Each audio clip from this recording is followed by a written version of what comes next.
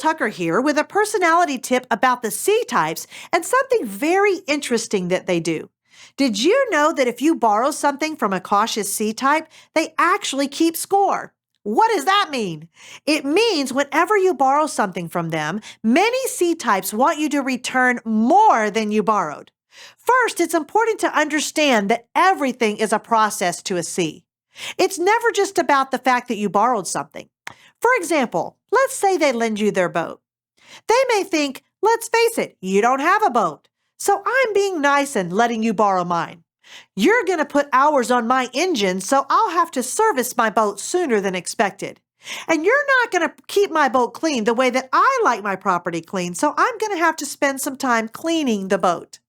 In this example, let's say there's half a tank of gas in the boat when you borrowed it. They would want the tank full when you returned it. Whenever you borrow something from a cautious C, it's always better to return more than you borrowed. That way, they're more likely to lend you something in the future.